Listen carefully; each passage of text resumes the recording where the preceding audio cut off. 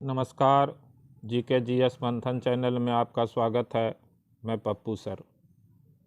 आज हरियाणा लोक सेवा आयोग द्वारा आयोजित हरियाणा सिविल सर्विसेज प्रारंभिक परीक्षा जो 21 मई 2023 को आयोजित की गई, इस परीक्षा का प्रथम प्रश्न पत्र सामान्य अध्ययन यानी जनरल स्टडीज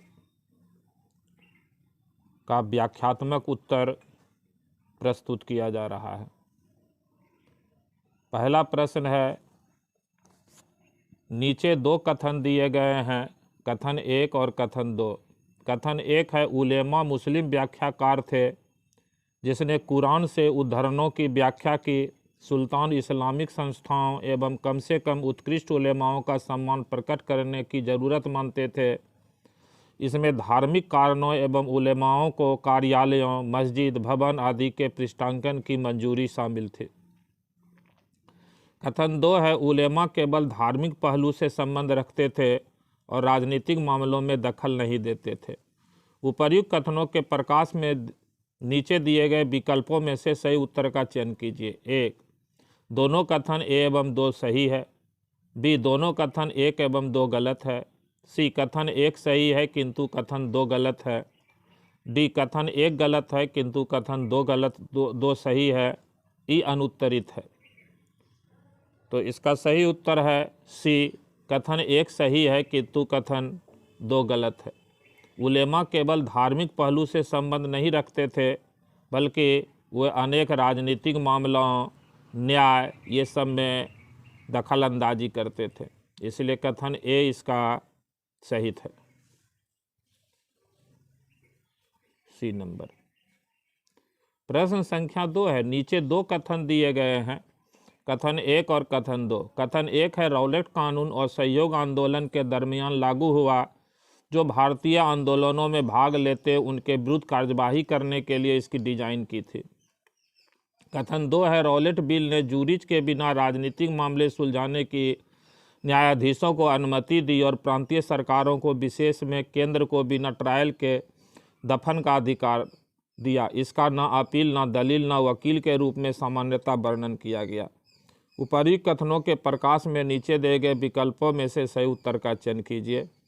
1, दोनों कथन A एवं 2 सही है। दोनों कथन 1 एवं 2 दोनों गलत है। C, कथन 1 सही है किंतु कथन 2 गलत है। D, कथन 1 गलत है किंतु कथन 2 सही है। D, अनुत्तरित प्रश्न। तो इसका 2 का सही उत्तर है D, कथन 1 गलत है किंतु कथन 2 सही है। कथन 1 इसलिए गलत है क्योंकि रौलेट कानून 1919 ईस्वी में पारित किया गया था, जबकि असहयोग आंदोलन 1920 ईस्वी में प्रारंभ हुआ था। प्रश्न संख्या 3 है, नीचे दो कथन दिए गए हैं, एक को अभिकथन A और दूसरे को कारण R के रूप में चिन्हित किया गया। अभिकथन A, मौर्य साम्राज्य का पतन अशोक के बाद प्रारंभ हो गया। कारण R, अशोक ने धम्म विजय की नीति का अनुसरण किया और अपनी सेना विघटित कर दी। उपयुक्त कथनों के आलोक में सही उपयुक्त चुनिए। A और R दोनों सत्य है और R एक की सही व्याख्या है। B, A और R दोनों सत्य है और R एक की सही व्याख्या नहीं है। C, A सत्य है लेकिन R असत्य है। D, A असत्य है लेकिन R असत्य है। R सत्य है। E, अनुत्तरित प्रश्न। तो इसका सही उत्तर है C, A सत्य है किंतु R असत्य है। क्योंकि कथन R जो है वो गलत है, ऐसा कोई भी प्रमाण नहीं है कि अशोक ने अपनी धम्म विजय की नीति का अनुसरण करने के कारण अपनी सेना को विघटित कर दिया था। अभी कथन A सही है क्योंकि मौर्य साम्राज्य का पतन अशोक की मृत्यु के बाद प्रारंभ हो गया था। प्रश्न संख्या 4 है, निम्नलिखित में कौन सा एक लकुलिस पाशुपत संप्रदाय पर प्रकाश डालता है? A, हुबिस की मुद्रा। 2, चंद्रगुप्त द्वितीय का मथुरा अभिलेख। C, भवभूति के मालती माधव। D, पाणिनि का अष्टाध्यायी। और 4, बाणभट्ट की कादम्बरी। नीचे दिए गए विकल्पों में से सही उत्तर का चयन कीजिए। A, 1, 3, 4, B, 2, 3, 4, C, 1, 2, 5, D, 1, 2, 4, 5। तो इसका सही उत्तर है C, 1, 2 और 5। 1 हो गया हुबिस की मुद्रा, 2 हो गया चंद्रगुप्त द्वितीय का मथुरा अभिलेख और 5 हो गया बाण भट्ट की कादम्बरी। भवभूति के मालती माधव और पाणिनि के अष्टाध्यायी से लकुली संप्रदाय का कोई वर्णन नहीं मिलता है। प्रश्न संख्या 5 है, विजयनगर के विरूपाक्ष पंपा देवी के बारे में निम्नलिखित में कौन सा कथन सत्य है? ए, मातृदेवी पंपा देवी ने विरूपाक्ष से विवाह के लिए तप किया था। 2, विजयनगर के शासक पंपा देवी की ओर से शासन करने का दावा करते थे। 3, विजयनगर राज के संरक्षक देवता विरूपाक्ष थे। 4, सामान्यतः राजकीय आदेशों के कन्नड़ लिपि में श्री विरूपाक्ष के नाम का उल्लेख मिलता है। 5, विरूपाक्ष विष्णु का एक रूप थे। नीचे दिए कथनों में से कौन उत्तर का चयन कीजिए सही उत्तर का? ए 1, 2 और 3, बी 2, 3 और 5, सी 1, 3 और 4, डी 2, 3 और 4, ई अनुत्तरित प्रश्न। तो इसका सही उत्तर है सी 1, 3 और 4। 1 हो गया, मातृदेवी पंपा देवी ने विरूपाक्ष से विवाह के लिए तप किया था, ये सही है। 3, विजयनगर राज्य के संरक्षक देवता विरूपाक्ष थे, ये सही है।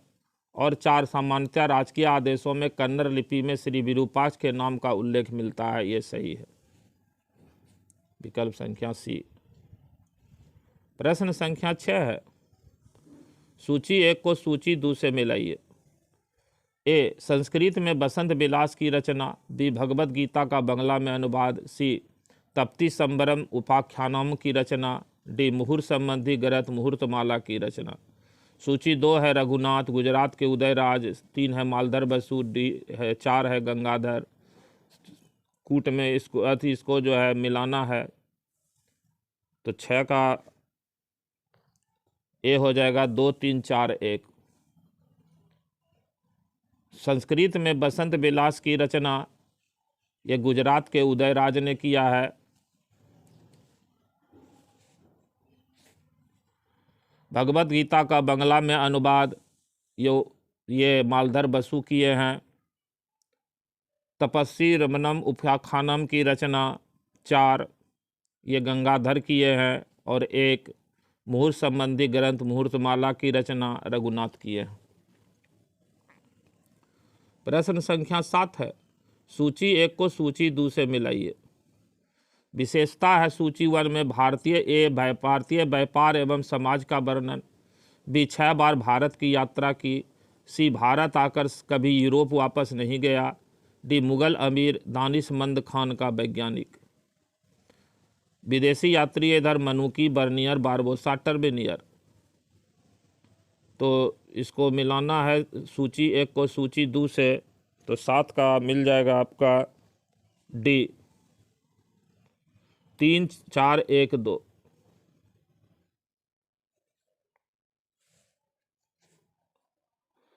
भारतीय व्यापार एवं समाज का वर्णन ये बारबोसा किए हैं, एडवर्ड बारबोसा। 6 बार भारत की यात्रा की ये टर्बिनियर किए हैं।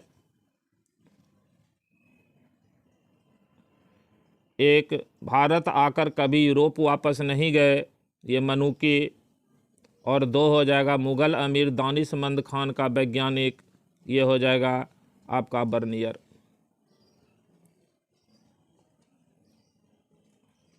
प्रश्न संख्या 8 है, 1798 में लॉर्ड बेलेजली द्वारा सहायक संधि लागू की गई। अंग्रेजों के साथ जो भी संधि में शामिल हुए उन्हें कुछ नियम एवं शर्तें माननी पड़ी। पहला, अंग्रेज अपने सहयोगियों को बाह्य एवं आंतरिक खतरों से सुरक्षा प्रदान करने के लिए जवाबदेह होंगे। 2, सहयोगियों के क्षेत्र में एक ब्रिटिश सशस्त्र दल तैनात किया जाएगा जिसके रखरखाव का संसाधन सहयोगी प्रदान करेगा। 3, सहयोगी किसी अन्य शासक के साथ समझौता या युद्ध बिना अंग्रेजों की अनुमति के नहीं करेगा। और 4, असहमति होने पर सहयोगी कभी भी संधि से अलग हो सकता है। नीचे दिए गए विकल्पों में से सही उत्तर का चयन कीजिए।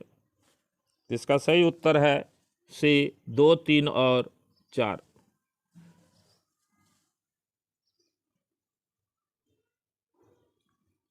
सॉरी, इसका कोई भी विकल्प सही नहीं है। 8 का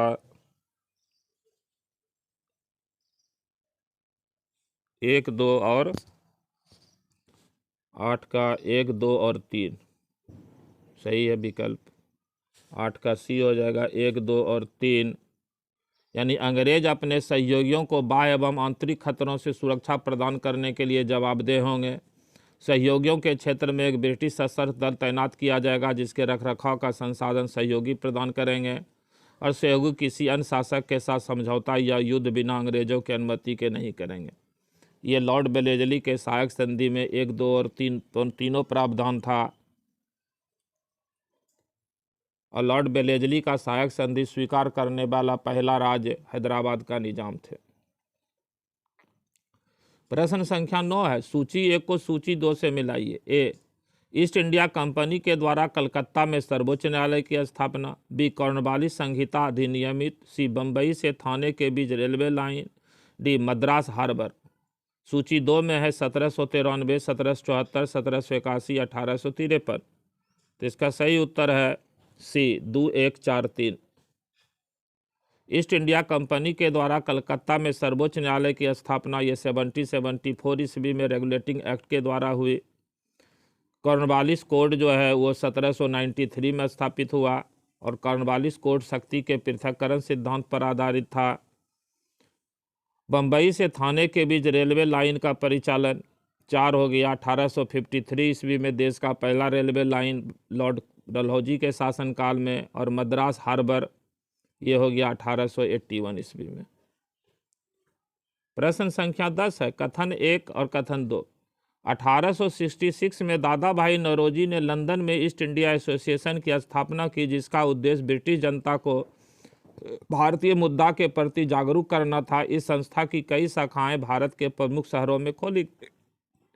कथन 2 है, उन्होंने यह दर्शाया कि भारत की गरीबी और आर्थिक पिछड़ापन भारत के स्थानीय कारणों में अंतर्निहित नहीं था, बल्कि औपनिवेशिक शासन का परिणाम था, जिसके द्वारा भारत से धन संपत्ति का दोहन हुआ। उपर्युक्त कथनों के संदर्भ में नीचे दिए गए विकल्प में सबसे सटीक उत्तर को चुनिए। ए, कथन 1 और 2 दोनों सही है। बी, दोनों कथन 1 और 2 असत्य है। सी, कथन 1 सही है कि लेकिन कथन 2 गलत है। डी, कथन 1 गलत है किंतु कथन 2 सही है। ये अनुत्तरित प्रश्न है। इसका सही उत्तर है ए और 2 दोनों सही है।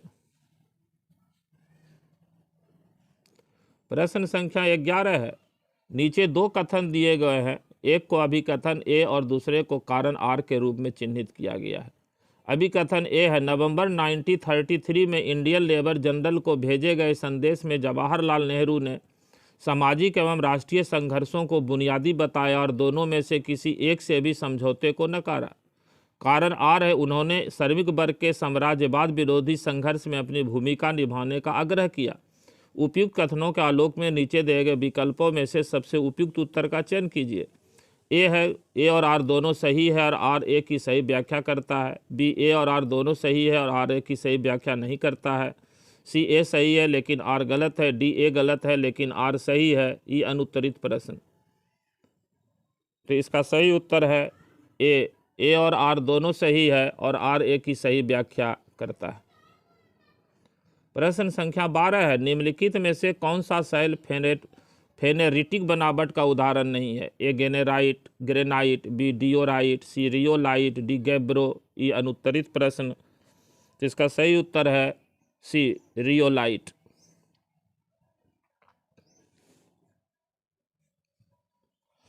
चट्टानों की फेनेरेटिक बनावट आग्नेय चट्टानी बनावट से संबंधित है, जो बड़े क्रिस्टल के रूप में देखी जाती है। फेनेरेटिक बनावट मैग्मा के धीमे लंबे समय तक ठंडा होने के इतिहास को इंगित करती है। फेनेरेटिक चट्टान के दाने का आकार बड़ा होता है। इसके उदाहरण है ग्रेनाइट, गैब्रो, डायोराइट, साइनाइट, ड्यूनाइट। प्रश्न संख्या 13 है, निम्नलिखित कथनों पर विचार कीजिए। ए, ताइबर नदी डेल्टा कस्पेट डेल्टा का उदाहरण नहीं है। बी, ताइबर नदी टायरेनियन सागर में गिरती है। 3, यह नदी रोम शहर से गुजरती है। नीचे दिए गए विकल्प में से सही उत्तर का चयन कीजिए। ए, केवल 1 और 3, बी, केवल 1, सी, केवल 2 और 3, डी, केवल 1 और 2। ई अनुत्तरित प्रश्न। इसका सही उत्तर है सी, 2 और 3। टाइबर नदी टाइबेरियन सागर में गिरती है और यह नदी रोम शहर से गुजरती है। ये दोनों विकल्प सही है। प्रश्न संख्या 14 है, निम्नलिखित कथनों पर विचार कीजिए और कूट में सही उत्तर का चयन कीजिए। एक, आर्केरियन सेल प्रणाली भारत की सबसे पुरानी सेल प्रणाली है। 2, सबसे आम आर्किनियन सेल नीस है। 3, धारवार सेल प्रणाली आर्किनियन सेल प्रणाली का बाद वाला हिस्सा है। नीचे दिए गए कूट में से सही उत्तर का चयन कीजिए। इसका सही उत्तर है सभी। तीनों विकल्प सही है। आर्कियन सेल प्रणाली भारत की सबसे पुरानी सेल प्रणाली है। सबसे आम आर्किनियन सेल नीस है और धारवार सेल प्रणाली आर्कियन सेल प्रणाली के बाद वाला हिस्सा है। प्रश्न संख्या 15 है, दिए गए भौगोलिक भू आकृतियों का दक्षिण से उत्तर की ओर सही क्रम क्या है? A, South Sandwich trench, Puerto Rico trench, Japan trench, Kuril trench. B, South Sandwich trench, Japan trench, Puerto Rico trench, Kuril trench. C, Puerto Rico trench, South Sandwich trench, Kuril trench, Japan trench. D, South Sandwich trench, Puerto Rico trench, Kuril trench, Japan trench. E, अनुत्तरित प्रश्न। तो इसका सही उत्तर है A, South Sandwich trench, फिर प्यूर्टोरिको trench, फिर Japan trench, फिर क्यूराइल ट्रेंच। प्रश्न संख्या 16 है, नीचे दो कथन दिए गए हैं, कथन ए और कथन 2। कथन 1 है, अर्थशास्त्र, सरकार और अर्थव्यवस्था शोध प्रबंध है जिसका श्रेय चंद्रगुप्त मौर्य के मुख्य सलाहकार कौटिल्य को जाता है। कथन 2 है, ईसा पूर्व 3री शताब्दी से उत्तर भारत की अर्थव्यवस्था में भू संपदा का आधिपत्य था। सरकार की आय का स्रोत भू राजस्व को स्वीकार किया गया। कौटिल्य ने कर संग्रह की पद्धतियों की मात्रा एवं संबंधित समस्याओं को प्रकट करता है। राजा के समक्ष जमीन के रूपांतरण को प्रस्तुत किया गया। उपर्युक्त कथनों में से सही उत्तर का चयन कीजिए। तो इसका सही उत्तर है 16 का ए। दोनों कथन ए एवं 2 दोनों सही है। पहली बार चंद्रगुप्त मौर्य के मुख्य सलाहकार चाणक्य यानी कौटिल्य ने अर्थव्यवस्था का शोध प्रबंधन प्रस्तुत किया। और दूसरा भी सही है कि प्राचीन काल में ईसा पूर्व 3री शताब्दी तक भू राजस्व सरकार की आमदनी का मुख्य स्रोत था। प्रश्न संख्या 17 है,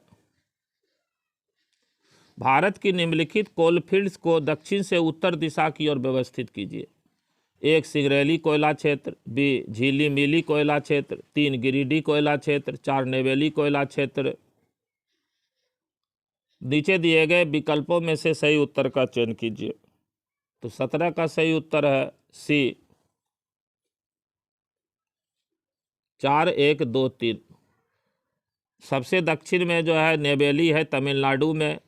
उसके बाद 1 सिंगरैली कोयला क्षेत्र है, फिर 2 है झीली मिली कोयला क्षेत्र और फिर 3 है सबसे अंत में गिरिडीह कोयला क्षेत्र। प्रश्न संख्या 18 है, सूची 1 को सूची 2 से मिलान कीजिए। सूची 1 में है भारत का थर्मल पावर प्लांट, सूची 2 में है राज्य। A, NTPC Ramagundam super thermal power plant. B, Mundra thermal power station. C, Mejia thermal power station. D, Trombay thermal power station. राज्य में है महाराष्ट्र, पश्चिम बंगाल, तेलंगाना, गुजरात। तो इसका सही उत्तर है B, 3, 4, 2, 1। NTPC Ramagundam super thermal power हो गया तेलंगाना में। मुद्रा थर्मल पावर स्टेशन हो गया गुजरात में। मेजिया थर्मल पावर स्टेशन हो गया पश्चिम बंगाल में। और ट्राम्बे थर्मल पावर स्टेशन हो गया महाराष्ट्र में। प्रश्न संख्या 19 है, निम्नलिखित को सुमेलित कीजिए सूची 1 को सूची 2 से। ए, पैसिफिक और फिलिपाइन प्लेट। बी, अमेरिकन और Pacific plate. C, Indo Australian और पैसिफिक प्लेट। डी, पैसिफिक और ओखोटस्क प्लेट। सूची 2 में है Tonga trench, 2 Mariana trench, 3 Aleutian trench, 4 Kuril Kamchatka trench. तो 19 का सही उत्तर है सी, 2, 3, 1, 4। पैसिफिक और फिलिपाइन ट्रेंच जो है ये अल्यूसियन ट्रेंच में है। अमेरिकन और पैसिफिक प्लेट जो है ये अल्यूसियन ट्रेंच में, पैसिफिक और फिलिपाइन प्लेट जो है वो मैरियाना ट्रेंच में है। बी अमेरिकन और पैसिफिक प्लेट जो है वो अल्यूसियन ट्रेंच में है।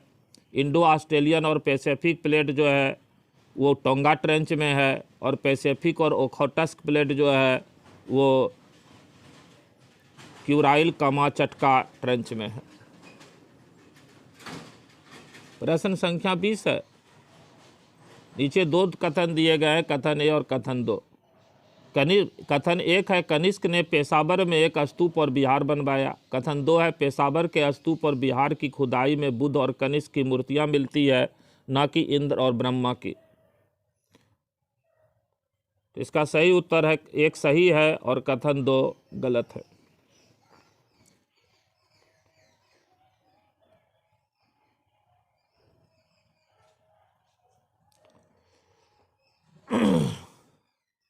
प्रश्न संख्या 21 है। नीचे दो कथन दिए गए हैं, कथन एक और कथन दो। कथन एक है कांची दक्षिण भारत का प्रसिद्ध नगर, शिक्षा का केंद्र एवं पल्लवों की राजधानी थी।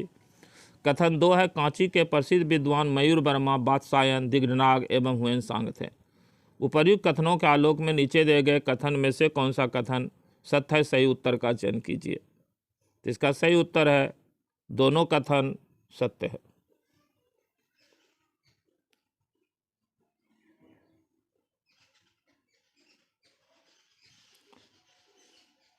प्रश्न संख्या 22 है। नीचे दो कथन दिए गए हैं, प्रथम अभिकथन ए के रूप में और अन्य कारण आर के रूप में। अभिकथन ए है गवर्नर जनरल डलहौजी ने पत्तन के सिद्धांत को यानी व्यवगत के सिद्धांत को गद्दी के उत्तराधिकारी के अधिकार की अवहेलना द्वारा प्रतिपादित किया। ब्रिटिश शासन का अपने आप पतन होगा यदि शासक की कोई पारिवारिक उत्तराधिकारी के बिना मृत्यु होती है।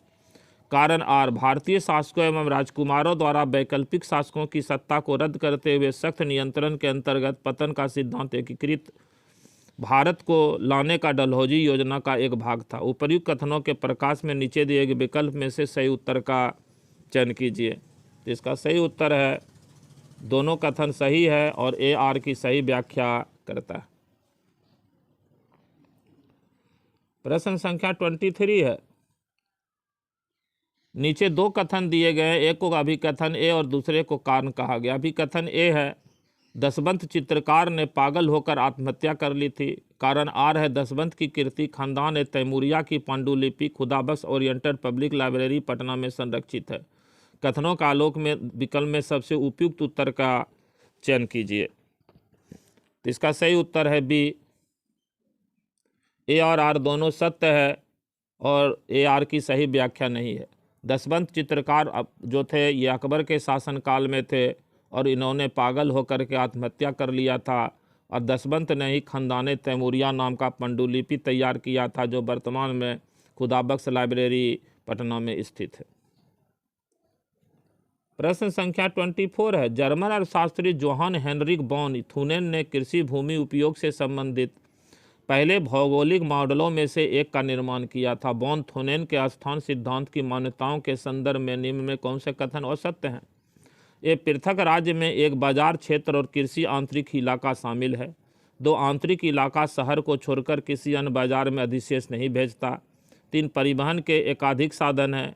चार एक स्वजातीय भौतिक वातावरण होता है जिसमें शहर के चारों ओर एक समान मैदान भी शामिल हैं।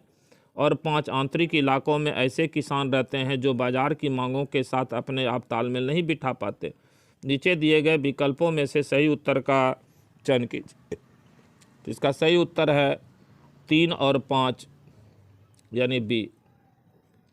परिवहन के एकाधिक साधन हैं और आंतरिक इलाकों में ऐसे किसान रहते हैं जो बाजार की मांगों के साथ अपने आप तालमेल नहीं बिठा पाते। प्रश्न संख्या 25 है। सूची एक को सूची 2 से मिलाइए। सूची एक है 5 भारतीय प्रौद्योगिकी संस्थान IIT प्रमुख तकनीकी संस्थानों के रूप में शुरू किए। बी KVIC की स्थापना की गई। सी गाडगिल योजना। D the minimum needs programme NP की शुरुआत की गई। पंचवर्षीय योजना से इसको मिलाना है तो 25 का उत्तर हो जाएगा 4 3 2 1।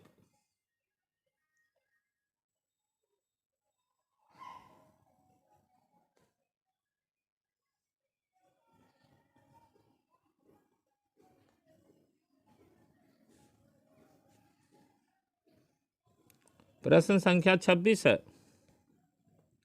नीचे दो कथन दिए गए हैं। ए, औरंगजेब ने चिंतामणि मंदिर को तोड़कर कुब्बतुल इस्लाम मस्जिद का निर्माण करवाया। कथन 2, कुतुबुद्दीन ऐबक ने दिल्ली में कुब्बतुल इस्लाम मस्जिद का निर्माण करवाया।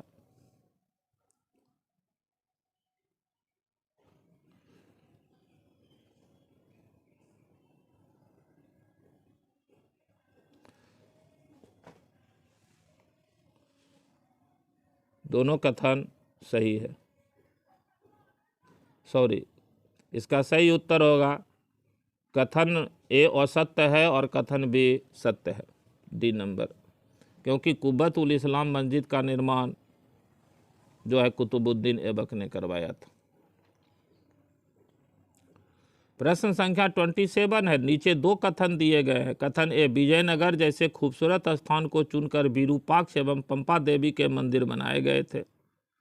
कथन 2 है, विजयनगर के शासकों ने पूर्वकालिक परंपराओं को अपनाया, उनमें नवीनता लाई और उन्हें आगे विकसित किया। उपर्युक्त कथनों में से कौन सा कथन सत्य है? 27 का आंसर हो जाएगा डी, कथन ए गलत है और लेकिन कथन आर सत्य है। प्रश्न संख्या 28 है। नीचे दो कथन दिए गए हैं। कथन ए है, यूरोपियनों ने भारतीय सभ्यता एवं संस्कृति पर दोषारोपण किया, उन्होंने इसे पिछड़ी, असभ्य और रूढ़िवादी के रूप में प्रदर्शित किया। कारण आर है, 19वीं सदी के प्रारंभ में भारत की शास्त्रीय भाषा एवं साहित्य का अध्ययन करने में रुचि रखे हुए थे कई छात्रों ने भारत विद्या को लिया और उनमें से एक मैक्स मूलर थे। उपयुक्त कथनों में से सही उत्तर का चयन कीजिए। इसका सही उत्तर है ए और आर दोनों सत्य है, लेकिन आर ए की सही व्याख्या नहीं करता है। प्रश्न संख्या 29 है। अभिकथन ए है, वायसराय लॉर्ड डफरिन की सलाह एवं मार्गदर्शन में शासकीय निर्देशों के अंतर्गत ए ह्यूम के द्वारा भारतीय राष्ट्रीय कांग्रेस की शुरुआत हुई। कारण आर है, भारतीय राष्ट्रीय कांग्रेस जनसमूह में उठे असंतोष के लिए कोमल, सुरक्षित एवं शांतिपूर्ण एवं संवैधानिक अभिव्यक्ति या सुरक्षित मूल्य प्रदान करती थी। दिए गए कथनों में से सही उत्तर का चुनाव कीजिए। 29 का ए सही है, ए और आर दोनों सही है और आर ए की सही व्याख्या करता है। कांग्रेस के संबंध में ये सिद्धांत लाला लाजपत राय ने दिया था, सेफ्टी बल्ब का सिद्धांत। प्रश्न संख्या 30 है। कथन ए है, बौद्धों की चार दीवारी की देखभाल में पवित्र स्थानों की भित्तियों के साथ विस्तार से बौद्ध का वर्णन करते हुए उदाहरण प्रस्तुत किए। कथन 2 है, अधिक दूर क्षेत्र जहां भारतीय पेंटिंग के इस परंपरा को लागू किया गया था, मध्य एशिया का अफगानिस्तान में बानियान पर प्रभाव करते हुए प्रारंभ करते और मध्य एशिया की यात्रा करते के पवित्र स्थानों को पहाड़ियों में काटा एवं भित्तियों के साथ ढका हुआ बौद्ध मठों के प्रति विचारशील थे। उपर्युक्त कथनों में से कौन सा कथन सही है? तो इसका सही उत्तर है ए, दोनों कथन ए एवं आर सही है। प्रश्न संख्या 31 है। कथन 1 है, धम्म संस्कृत शब्द धर्म का प्राकृत रूप है जिसके संदर्भ में अर्थ बताते हुए सार्वजनिक नियम या धर्मपरायणता या सामाजिक विस्तार एवं धार्मिक क्रम हिंदू समाज में पाया जाता है। कथन 2 है, अशोक द्वारा बौद्ध धर्म के लिए धम्म शब्द का प्रचार किया गया जब उसने उसे लागू किया और इसका प्रचार करना प्रारंभ किया। सही उत्तर का चयन कीजिए। इसका सही उत्तर है कथन ए सही है, किंतु कथन 2 गलत है। प्रश्न संख्या 32 है। कथन 1 है, गणेश शंकर विद्यार्थी ने प्रताप में लिखा था कि महाराणा प्रताप, यदि आप गुलाम भारत को छोड़कर अन्य किसी भी देश में होते तो पूरे देश में आपकी पूजा होती। यदि आप अमेरिका में होते तो वाशिंगटन या लिंकन की तरह, यदि आप इंग्लैंड में होते तो वेलिंगटन या नेल्सन की तरह, यदि आप फ्रांस में होते तो जॉन ऑफ आर्क की तरह, यदि आप इटली में होते तो मैजनी की तरह आपकी पूजा होती। कथन 2 है, 1915 में गणेश शंकर विद्यार्थी राजस्थान से प्रताप नामक पत्रिका निकालते थे। निम्नलिखित में से कौन सा कथन सही है? इसका सही उत्तर है सी, कथन 1 सत्य है और कथन 2 असत्य है।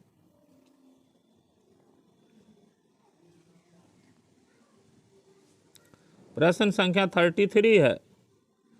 कथन 1 है 1937 से 1939 में जिन्ना के विरोध के बावजूद कांग्रेस ने विधान परिषद में वंदे मातरम का गायन नहीं छोड़ा। कथन 2 है सर सैयद अहमद खान ने कहा था कि पहले यह कांग्रेस के लिए लड़े थे, अब वह भारत की एकता के विरुद्ध लड़ेंगे। उपयुक्त कथनों में से कौन सा कथन सही है? तो इसका सही उत्तर है सी। कथन 1 सत्य है लेकिन कथन R असत्य है। दूसरा कथन असत्य है। 37 में जिन्ना के विरोध के बावजूद कांग्रेस ने विधान परिषद में वंदे मातरम का गायन नहीं छोड़ा, ये सत्य है। प्रश्न संख्या 34 है। सूची 1 को सूची 2 से अनुच्छेद है प्रावधान है। अनुच्छेद 243 के, अनुच्छेद 243 I, अनुच्छेद 243 Z D, अनुच्छेद 243 Z E। राज्य वित्त आयोग, राज्य चुनाव आयोग, जिला योजना समिति, मेट्रोपॉलिटन प्लानिंग के लिए समिति, कूट में मिलाना है इसको। तो 34 का आंसर है डी 2413। अनुच्छेद 243 के में राज्य चुनाव आयोग का वर्णन है। अनुच्छेद 243 I में राज्य वित्त आयोग के गठन का वर्णन है। अनुच्छेद 243 ZD में मेट्रोपॉलिटन प्लानिंग के लिए समिति के गठन का वर्णन है। और 243 ZE में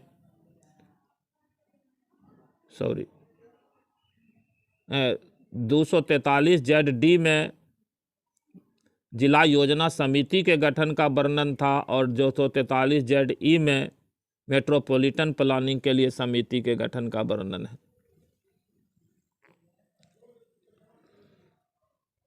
सूची 1 में है संस्कृतिकरण, B है जाति का धर्मनिरपेक्षीकरण, C है सामाजिक क्रांति, D है जाति का राजनीतिकरण। सूची 2 है 1 में रजनी कोठारी, 2 में ग्रेनविल ऑस्टिन, C में DL सेठ, 4 में MN श्रीनिवास। इसको सूची 1 को सूची 2 से मिलाना है। इसका सही उत्तर है B 4321।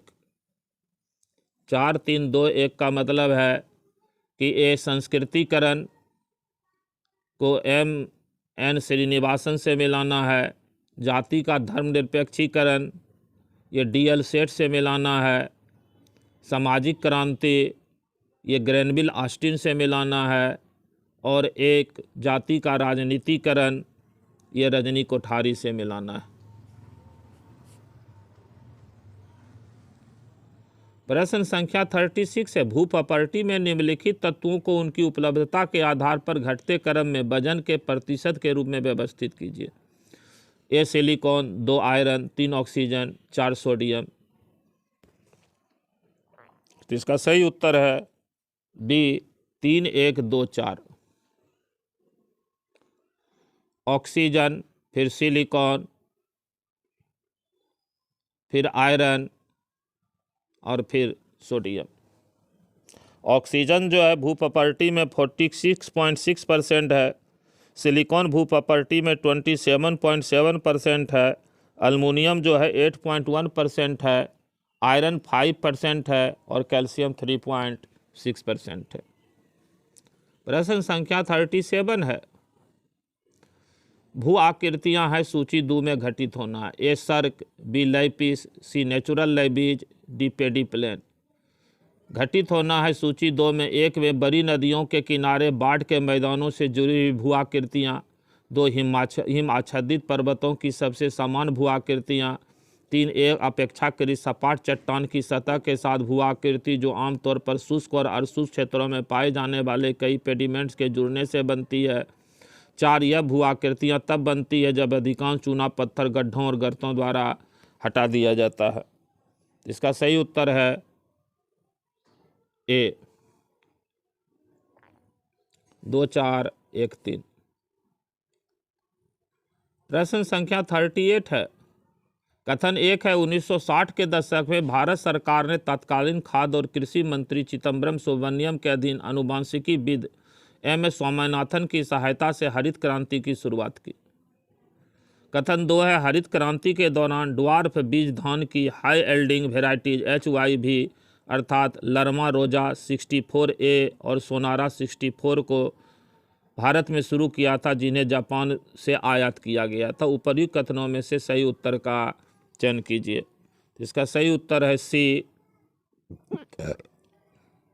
कथन ए सही है, किंतु कथन बी 2 गलत है, क्योंकि ये अमेरिका से आयात किया गया था, इसलिए कथन 2 गलत है। प्रश्न संख्या 39 है। कथन 1, भारत का राष्ट्रीय खाद्य सुरक्षा मिशन अक्टूबर 2009 में शुरू किया गया था। कथन 2 है, 11वीं पंचवर्षीय योजना 11-12 के अंत तक चावल के वार्षिक उत्पादन में 10 मिलियन तक की, गेहूं के 8 मिलियन तक की और दालों में 4 मिलियन तक की वृद्धि करने के उद्देश्य से मिशन को शुरू किया गया। उपयुक्त कथनों में से सबसे सही उत्तर का चयन कीजिए। तो इसका सही उत्तर है डी।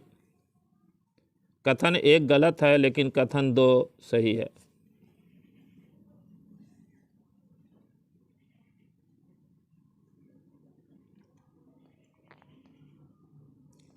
प्रश्न संख्या 40 है। प्रसिद्ध भूगोलवेत्ता द्वारा परिभाषित मानव भूगोल की कुछ परिभाषाएं और संबद्ध प्रसिद्ध भूगोलवेत्ता के नाम नीचे दिए गए हैं। सही मिलान वाले उस जोड़े को पहचानिए। 1, मानव भूगोल मानव समाज और पृथ्वी की सतह के बीच संबंधों का कृत्रिम अध्ययन है, फ्रेडरिक रेडजेल। 2, मानव भूगोल अशांत मनुष्य और अस्थिर पृथ्वी के बीच बदलते संबंधों का अध्ययन है, एलन सैम्पल। 3, मानव भूगोल पृथ्वी और मानव के बीच अंतर संबंधों की एक नई अवधारणा प्रस्तुत करता है, एल्सबर्थ हैटिंगटन। और 4, मानव भूगोल को भौगोलिक पर्यावरण और मानवीय गतिविधियों एवं गुणों के बीच संबंधों की प्रकृति और वितरण के अध्ययन के रूप में परिभाषित किया जा सकता है, पॉल विडाल डी लाप्लास। नीचे दिए गए विकल्पों में से सही उत्तर का चयन कीजिए। इसका सही उत्तर है सी 1 और 2।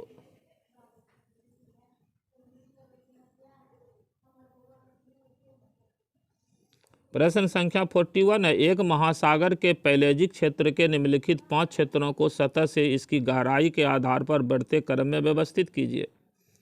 1, मेसोपैलेजिक। 2, एपीपैलेजिक। 3, एबिसोपैलेजिक। डी, बामपैथेलेजिक। और 5, हाइड्रोपैलेजिक। तो इसका सही क्रम हो जाएगा 2, 1, 4, 3, 5, बी नंबर। यानी पहले हो जाएगा एपीपैलेजिक, फिर हो जाएगा मेसोपैलेजिक, फिर हो जाएगा बाथपैलेजिक, फिर हो जाएगा एबिसोपैलेजिक और सबसे अंत में होगा हाइड्रोपैलेजिक। प्रश्न संख्या 42 है। सूची 1 में है मृदा जनिक प्रक्रम। ए है पार्टजोलिजेशन, बी है लेटराइजेशन, सी है कैल्सिफिकेशन, डी है ग्लाइजेशन। सूची 2 का वितरण है। यह आर्द्र क्षेत्र मध्य अक्षांश जलवायु और शंकुधारी वनस्पति से संबंधित है। 2, यह उष्णकटिबंधीय और उपोष्णकटिबंधीय पर्यावरण में पाई जाने वाली मिट्टी से संबंधित है। 3 है, यह गर्म और शुष्क पर्यावरण से संबंधित है, आमतौर पर घास के मैदान में जहाँ वाष्पन उत्सर्जन से अवक्षेपण अधिक होता है। 4, यह ठंडी जलवायु के खराब जल निकासी और जल भराव वाले क्षेत्रों से संबंधित है और पीट मिट्टी के ऊपरी भाग में पाया जाता है।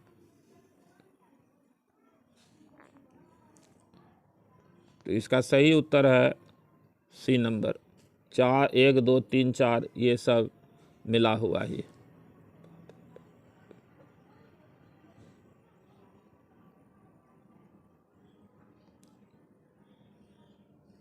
प्रश्न संख्या 43 है। प्राकृतिक संसाधनों के संदर्भ में निम्नलिखित कथनों में से कौन सा कथन असत्य है? पहला, जैविक संसाधन जीव मंडल से प्राप्त संसाधन है और इनमें जीवन होता है, जैसे मनुष्य, वनस्पति और जीव, मत्स्यिकी, पशुधन आदि। 2, वे संसाधन जिन्हें भौतिक, रासायनिक या आंतरिक क्रियाओं द्वारा पुनः उत्पन्न किया जा सकता है, गैस नवीकरणीय संसाधन के रूप में जाने जा सकते हैं। 3, वे संसाधन जो बहुत लंबे समय भूगर्भीय समय में होते हैं और उनके बनने में लाखों वर्ष लगते हैं, नवीकरणीय संसाधन कहलाते हैं। नीचे दिए गए विकल्प में से कूट में सही उत्तर का चयन कीजिए। तो सही उत्तर है इसका 2 और 3। वे संसाधन जिन्हें भौतिक, रासायनिक या यांत्रिक प्रक्रियाओं द्वारा उत्पन्न किए जा सकते हैं गैर नवीकरणीय, ये गलत है। और लाखों वर्ष लगते हैं नवीकरणीय संसाधन कहलाते हैं, ये भी गलत है। इसमें सिर्फ एक सही है। जैविक संसाधन जीव मंडल से प्राप्त संसाधन है और इनमें जीवन होता है, जैसे मनुष्य, वनस्पति और जीव, मत्स्य, पशुधन आदि। प्रश्न संख्या 44 है। निम्नलिखित कथनों पर विचार कीजिए। एक, किसी राज्य के विधानमंडल में लंबित विधेयक उसके सदन या सदनों के सत्रावसान के कारण व्यवगत होगा। 2, किसी राज्य की विधान परिषद में लंबित विधेयक जिसको विधानसभा ने पारित किया था विधानसभा के विघटन पर व्यवगत होगा। 3, कोई विधेयक जो किसी राज्य की विधानसभा में लंबित है या विधानसभा ने प्रेरित किया है मगर विधान परिषद में लंबित है, विधानसभा के विघटन पर व्यवगत नहीं होगा। तो इसका सही उत्तर है डी, केवल 2।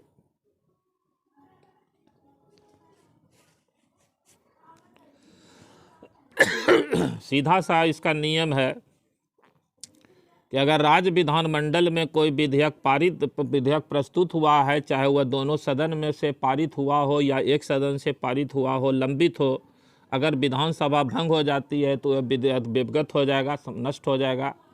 और केंद्र में भी अगर कोई दोनों सदन में से किसी भी सदन में कोई विधेयक लंबित है और अगर लोकसभा भंग हो जाती है तो वह विधेयक भी व्यवगत हो जाएगा। प्रश्न संख्या 45 है। निम्नलिखित कथनों पर विचार कीजिए। ए, माता पिता या संरक्षक 6 से 14 वर्ष तक की आयु वाले अपनी यथास्थिति बालक या प्रतिपात्र के लिए शिक्षा का अवसर प्रदान करें। 2, प्रारंभिक शैशवावस्था की देखरेख और सभी बालकों को उस समय तक जब तक कि वे 6 वर्ष की आयु पूर्ण न कर ले शिक्षा प्रदान करने के लिए प्रयास करें। 3, प्राकृतिक पर्यावरण की जिसके अंतर्गत वन, झील, नदी और वन्य जीव हैं रक्षा करें और उनका संवर्धन करें तथा जीवित प्राणियों के प्रति दया भाव रखें। 4, सार्वजनिक संपत्ति की सुरक्षित रखें और हिंसा से दूर रहें। 5, गरीबी रेखा से नीचे रहे लोगों के लिए प्राथमिक स्वास्थ्य सुविधाएं प्रदान करें। उपर्युक्त में कौन सा कथन मूल कर्तव्य से संबंधित है? तो इसका सही उत्तर है बी, 1, 3 और 4।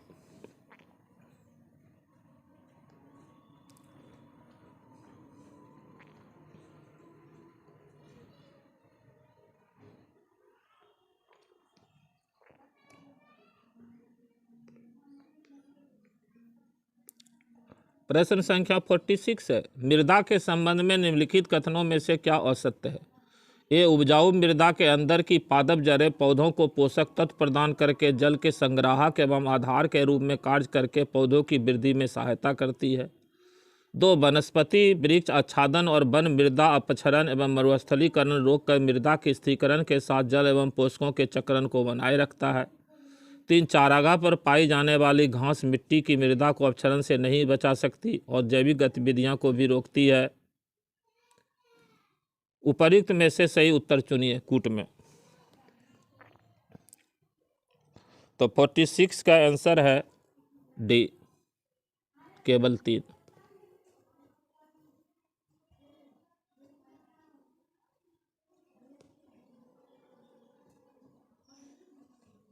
प्रश्न संख्या 47 है। भारतीय संविधान के अनुच्छेद 18 के संदर्भ में निम्नलिखित कथनों पर विचार कीजिए। पहला, भारत का कोई भी नागरिक विदेशी राज्य से उपाधि प्राप्त कर सकता है।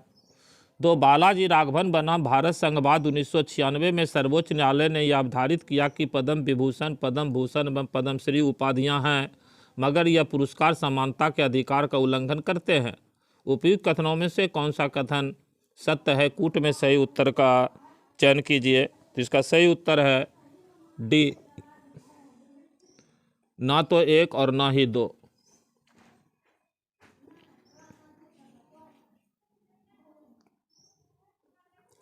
प्रश्न संख्या 48 है।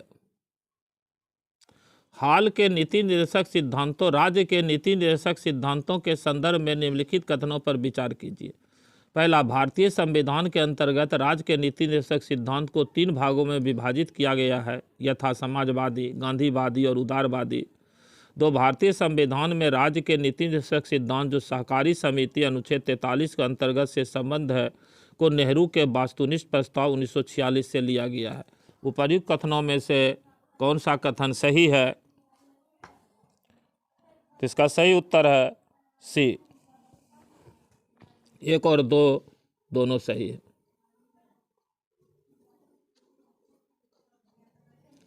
प्रश्न संख्या 49 है। नीचे 2 कथन दिए गए हैं। कथन 1, मौलिक अधिकार न्यायालयों में वाद योग्य नहीं है। कथन 2, राज्य के नीति निर्देशक सिद्धांत न्यायालयों में वाद योग्य है। कूट में सही उत्तर का चयन कीजिए। 49 का सही उत्तर है बी, दोनों कथन गलत है। मौलिक अधिकार न्यायालय में वाद योग्य है और नीति निर्देशक सिद्धांत न्यायालय में वाद योग्य नहीं है। प्रश्न संख्या 50 है। कथन 1 है, 1973 में केशवानंद भारती मामले में सर्वोच्च न्यायालय द्वारा बुनियादी ढांचा के सिद्धांत को प्रतिपादित किया गया, ये सही है। कथन 2 है, भारतीय संसद के पास पूरे संविधान में संशोधन करने की शक्ति है। उपर्युक्त कथन में से सही उत्तर का चयन कीजिए। तो इसका सही उत्तर है सी, कथन 1 सही है और कथन 2 गलत है। क्योंकि केशवानंद भारती बनाम केरल राज्य के मुकदमे में सर्वोच्च न्यायालय ने यह निर्णय दिया कि संसद संविधान में संशोधन कर सकती है, लेकिन संसद संविधान के आधारभूत ढांचे या मूलभूत ढांचे में कोई संशोधन नहीं कर सकती है। इसलिए संसद को पूरे संविधान में संशोधन करने की शक्ति प्राप्त नहीं है। प्रश्न संख्या 51 है। निम्नलिखित को कालानुक्रमिक क्रम में व्यवस्थित कीजिए। आर्लिस्ट से लेटेस्ट, 1 यानी शुरू से बाद, 1 खेरा सत्याग्रह, 2 अहमदाबाद सत्याग्रह, 3 रॉलेट एक्ट सत्याग्रह, 4 चंपारण सत्याग्रह। तो इसका सही उत्तर है सी, 4, 2, 1, 3।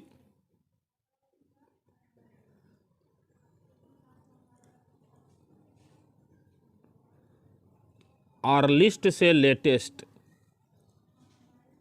तो आर्लिस्ट से लेटेस्ट मतलब हो गया कालक्रम में शुरू से सजाना है।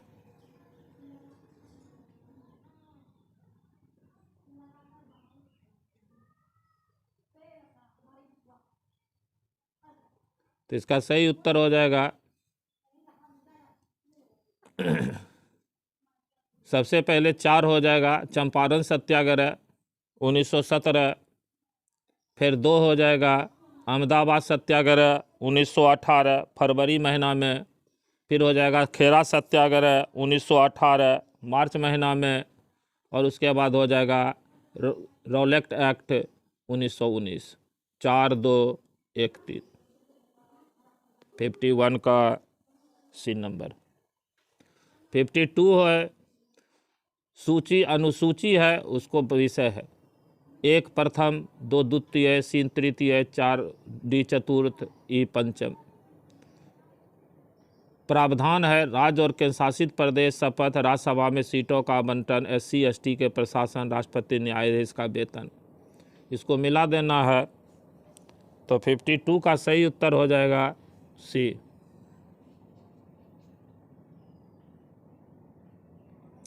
प्रश्न संख्या 53 है। सूची 1 में S Khilnani, B Rajni Kothari, C R गुहा, D अतुल कोहली। 2 में है the ideas of India, democracy and discounted India after Gandhi, state against democracy. तो इसका सही उत्तर है डी,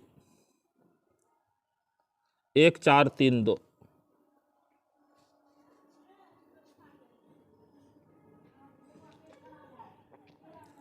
प्रश्न संख्या 54 है। निम्नलिखित कथनों पर विचार कीजिए। 1, अनुच्छेद 356 के अनुसार केवल बाहरी थ्रेट के आधार पर सरकार आपातकाल की उद्घोषणा कर सकती है। 2, आपात स्थिति की उद्घोषणा के साथ ही शक्तियों के बंटवारे का संघीय ढांचा व्यावहारिक तौर पर निष्प्रभावी हो जाता है और सारी शक्तियां केंद्र सरकार के हाथ में चली जाती है। 3, आपातकाल के दौरान ही संविधान का 42वां संशोधन पारित हुआ था। 4, 42वें संशोधन के जरिए हुए अनेक बदलावों में से एक था देश की लेजिस्लेचर के कार्यकाल को 5 वर्ष से बढ़ाकर 7 वर्ष कर दिया गया। उपयुक्त में से कौन सा कथन सही है? तो इसका सही उत्तर है सी, 2 और 3 सही। पहला गलत है, 356 से आपातकाल की घोषणा नहीं होती है, 352 से होती है। और 42 4 इसलिए गलत है क्योंकि 5 वर्ष से बढ़ा के 6 वर्ष किया गया। बाकी 2 और 3 सही है। प्रश्न संख्या 55 है, संविधान सभा द्वारा किए गए कार्यों को सही क्रम में व्यवस्थित कीजिए। अर्लीस्ट से लेटेस्ट, प्रारंभ से बात। 1. संविधान सभा में अंबेडकर का प्रथम अभिभाषण। 2. संविधान सभा द्वारा राष्ट्रध्वज को अपनाना।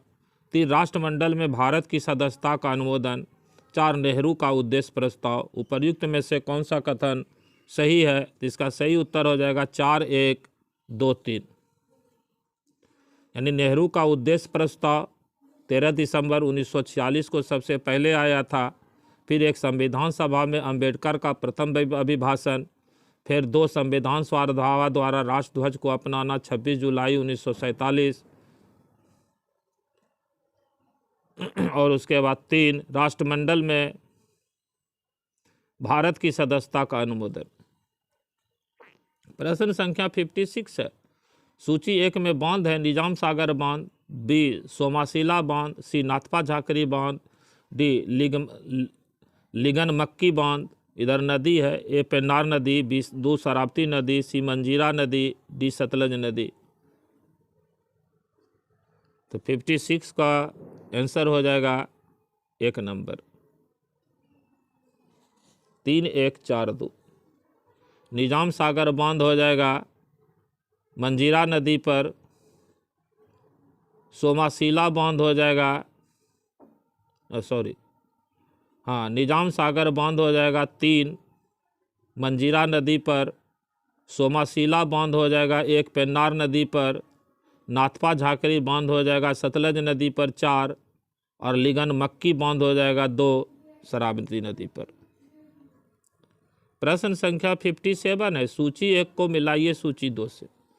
1 है भूगोलवेत्ता जिन्होंने स्टाम्प एंड गो रिटर्निज की अवधारणा पेश की। बी भूगोलवेत्ता जिन्होंने कहा कि जलवायु मनुष्य, उसकी संस्कृति और भूवैज्ञानिक प्रक्रियाओं को गहराई से प्रभावित करती है।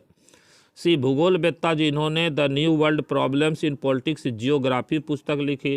डी भूगोलवेत्ता जिन्होंने यह राय दी कि प्रकृति अनिवार्य नहीं है बल्कि अनुमेय है। सूची 2 में है एल्बर्ट हेटिंगटन, 2 है ग्रिफिथ टेलर, 3 है जीन ब्रून्स, 4 है ईसा बोमैन।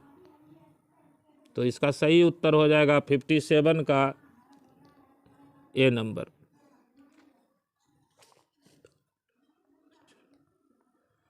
फिफ्टी 58 है, सूची 1 को सूची 2 से मिलाइए। अनुच्छेद 61, 72, 54, 123, 76। प्रावधान है महाभियोग, क्षमादान की शक्ति, चुनाव, अध्यादेश, महान्यायवादी की नियुक्ति। तो इसका सही उत्तर हो जाएगा 58 का सी नंबर। 1, 2, 3, 4, 5 सब मिला हुआ है। अनुच्छेद 61 में राष्ट्रपति पर महाभियोग है। अनुच्छेद 72 में राष्ट्रपति की क्षमादान शक्ति है। अनुच्छेद 54 में राष्ट्रपति का चुनाव है। अनुच्छेद 123 में राष्ट्रपति का अध्यादेश जारी करने की शक्ति का वर्णन है। और अनुच्छेद 76 में महान्यायवादी की नियुक्ति का वर्णन है। तो 58 का आंसर हो जाएगा सी। 1, 2, 3, 4, 5। प्रश्न संख्या 59 है,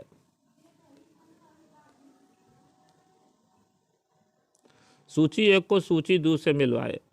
सूची 1 में है अल्बाट्रोस पठार, बी टेलीग्राफ पठार, सी एम्स्टर्डम सेंट पॉल पठार, डी कुरिल कमचटका गर्त। सूची 2 में है उत्तरी अटलांटिक महासागर, उत्तरी पश्चिमी प्रशांत महासागर, दक्षिणी पूर्वी प्रशांत महासागर, हिंद महासागर। इसका सही उत्तर हो जाएगा बी 3, 1, 4, 2। अल्बाट्रोस पठार हो जाएगा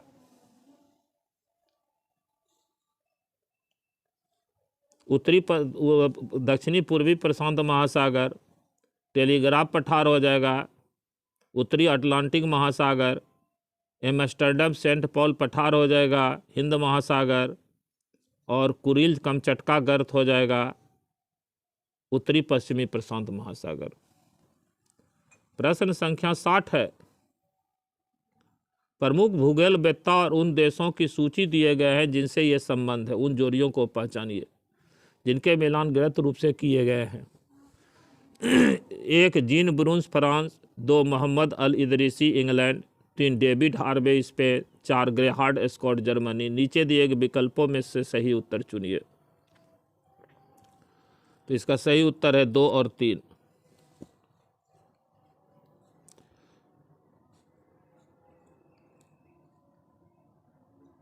ये 2 गलत है, 2 और 3। मोहम्मद अल इदरीसी इंग्लैंड के नहीं थे और डेविड हार्वे स्पेन के नहीं थे। बाकी 2 सही है। जीन ब्रून्स फ्रांस के थे और गेरहार्ड स्कॉट जर्मनी के थे। प्रश्न संख्या 61 है, भारत में पाई जाने वाली विभिन्न प्रकार की मृदा के संदर्भ में उन जोड़ियों को पहचानिए जिनका मिलान गलत रूप से किया गया है। 1 सबमोर्टेन मृदा, ये अपरदी सामग्री के जमाव से बनती है तथा जम्मू और कश्मीर से असम तक फैले तराई क्षेत्र में पाई जाती है। 2 करेवा मृदा, ये कश्मीर की घाटियों और भद्रवाह घाटी में पाई जाने वाली सरोवरी निक्षेप है। 3 पीट और दलदली मृदा, ये मौसमी वर्षा की विशेषता वाली मानसूनी जलवायु की विशेष मृदाएं हैं और इनमें कार्बनिक पदार्थों की कमी होती है। 4 लेटेराइट मृदा, ये मृदाएं ह्यूमस और कार्बनिक पदार्थों से भरपूर होती है। नीचे दिए गए कूट में से सही उत्तर का चयन कीजिए। इसका सही उत्तर है 61 का 1 और 2।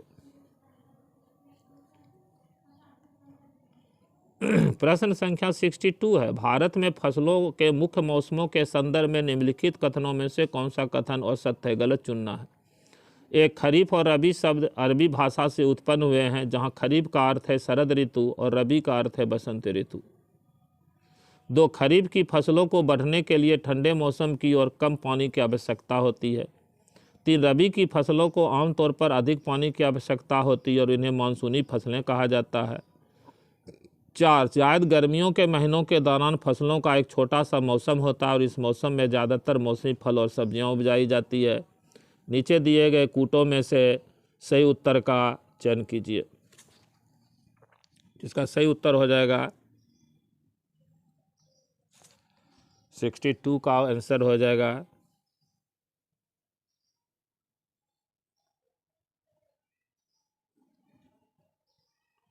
सिर्फ 4। सिर्फ 4, ऐसा कोई विकल्प है नहीं। इसका आंसर हो जाएगा ई अनुत्तरित प्रश्न।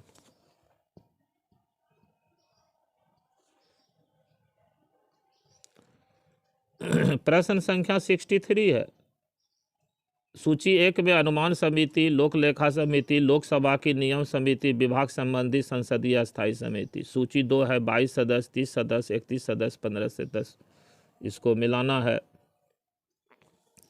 तो 63 का आंसर हो जाएगा ए 2 1 4 3। अनुमान समिति में 30 सदस्य होते हैं। 1 लोक लेखा समिति में 22 सदस्य होते हैं, जिनमें लोकसभा के 15 और 7 राज्यसभा के होते हैं। अनुमान समिति में 30 सदस्य होते हैं, 30 लोकसभा के होते हैं। 4 हो जाएगा लोकसभा की नियम समिति, इसमें 15 सदस्य होते हैं और विभाग संबंधी संसदीय स्थायी समिति, इसमें 31 सदस्य होते हैं। प्रश्न संख्या 64 है, सूची 1 को सूची से 2 से मिलाइए। अनुच्छेद है 265, 266, 267, 263। प्रावधान है कानून के प्राधिकार के बिना कर नहीं लगाया जाएगा। 2 है भारत की संचित निधि, 3 है आकस्मिक निधि, 4 है अंतर्राज्यीय परिषद। इसको कूट में मिलाना है तो 64 का ये सब मिला हुआ है 1 2 3 4, यानी अनुच्छेद 265 में कानून के प्राधिकार के बिना कर नहीं लगाया जाएगा। 266 में भारत की संचित निधि, अनुच्छेद 267 में आकस्मिक निधि और 263 में अंतर्राज्यीय परिषद के गठन का वर्णन है। प्रश्न संख्या 65 है, नीचे 2 कथन दिए गए हैं। अभिकथन ए है, हाल के वर्षों में भारतीय संघवाद सहयोगी संघवाद से सौदेबाजी के संघवाद की ओर प्रवृत्त है। कारण आर है, विधान की अवशिष्ट शक्तियां केंद्र में निहित है। उपयुक्त कथनों के आलोक में सर्वाधिक उपयुक्त उत्तर का चयन कीजिए। तो इसका सबसे सही उत्तर है बी। ए और आर दोनों सही है, लेकिन आर ए की सही व्याख्या नहीं करता है। प्रश्न संख्या 66 है, कथन 1 है, भारतीय राष्ट्रीय कांग्रेस ने क्रिस प्रस्ताव को अस्वीकार कर दिया क्योंकि कांग्रेस अंग्रेजों द्वारा प्रस्तावित अधिराज की स्थिति से संतुष्ट नहीं था। कथन 2 है, मुस्लिम लीग ने क्रिस प्रस्ताव को स्वीकार कर लिया क्योंकि प्रस्ताव द्वारा पाकिस्तान की मांग को परोक्ष रूप से स्वीकार कर लिया गया था। निम्नलिखित में से सही उत्तर का चयन कीजिए। जिसका सही उत्तर है सी। एक सही है लेकिन कथन 2 गलत है। मुस्लिम लीग ने क्रिस प्रस्ताव को स्वीकार नहीं किया था। प्रश्न संख्या 67 है, संविधान सभा की समिति और अध्यक्ष। ए है भाषा समिति, संघ शक्ति समिति, अल्पसंख्यक समिति, मौलिक अधिकार उप समिति, मौलिक अधिकारों की सलाहकार समिति। अध्यक्ष है जवाहरलाल नेहरू, मोहतरी सत्यनारायण, एस.सी. मुखर्जी, जे.बी. कृपलानी, वल्लभ भाई पटेल। कितने युग्म सही सुमेलित हैं? कूट में सही उत्तर का चयन कीजिए। इसका सही उत्तर है सी, केवल 3 युग्म।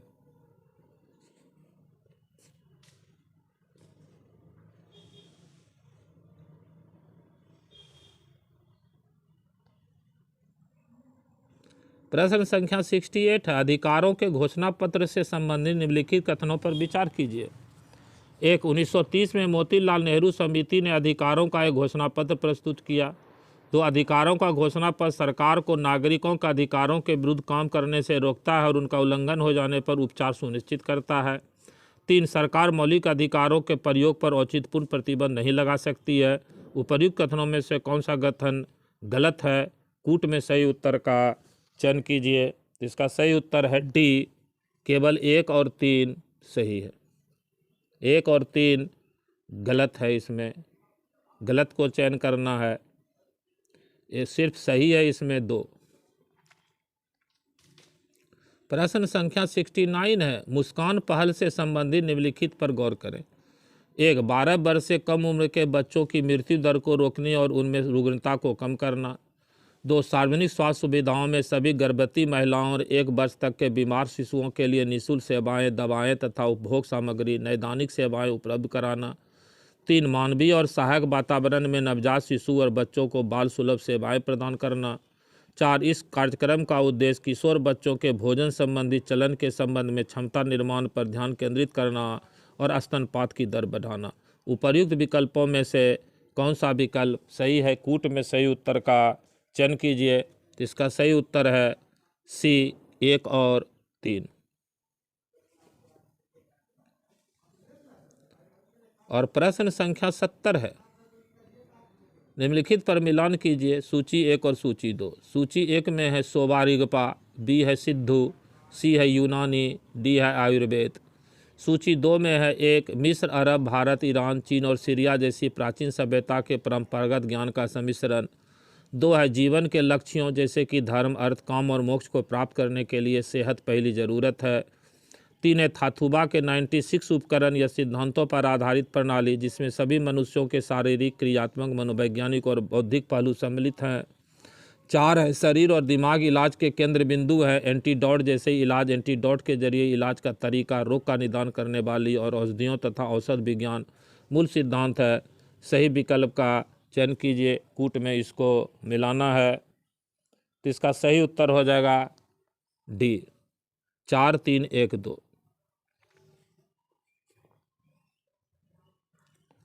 इस वीडियो में इतना ही। तब तक के लिए जय हिंद, जय भारत, नमस्कार।